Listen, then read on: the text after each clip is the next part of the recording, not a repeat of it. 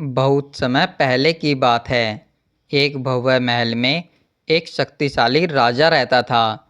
राजा का शयन कक्ष बहुत ही आरामदायक और सुंदर था, लेकिन उसे यह नहीं पता था कि उसके बिस्तर में मंदरी सपेरनी नाम की एक जूं ने अपना घर बना लिया था। यह जूं बहुत चतुर थी और हर रात जब राजा गहरी नींद में होता तो वह चुपके से बाहर निकलती और धीरे धीरे उसका खून चूसती। राजा को कभी इसका आभास नहीं हुआ, क्योंकि जू बहुत सावधानी से काम करती थी और बिना किसी परेशानी के वापस अपने स्थान पर लौट जाती थी। एक दिन संयोग से अग्निमुख नाम का एक खटमल भी राजा के शयन कक्ष में आ पहुंचा। जैसे ही जू की नज़र उस पर पड़ी, वह गुस्से में आ गई और बोली, यह मेरा स्थान है, यहाँ से तुरंत चले जाओ। मैं अपने अधिकार क्षेत्र में किसी और को सहन नहीं कर सकती। लेकिन खटमल बहुत धूर्त और चतुर था। उसने मीठी मीठी बातें करते हुए कहा, देखो, मेहमान के साथ ऐसा व्यवहार नहीं किया जाता। मैं आज रात तुम्हारा मेहमान हूँ। क्या तुम अपने मेहमान को इतनी बेरुखी से बाहर निकाल दोगी?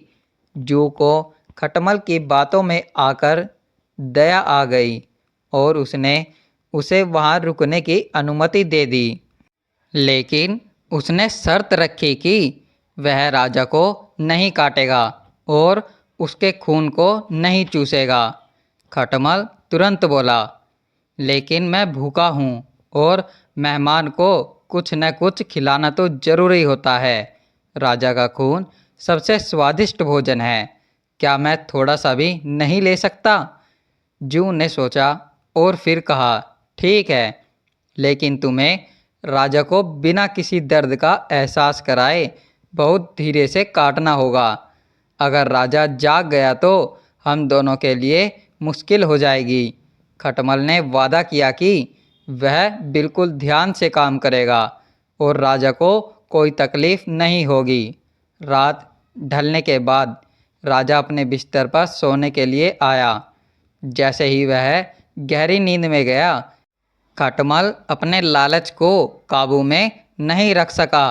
उसने धीरे से राजा को काटना शुरू किया, लेकिन खून का स्वाद उसे इतना अच्छा लगा कि वह और जोर से काटने लगा। इससे राजा को तेज जलन और खुजली होने लगी और उसकी नींद टूट गई।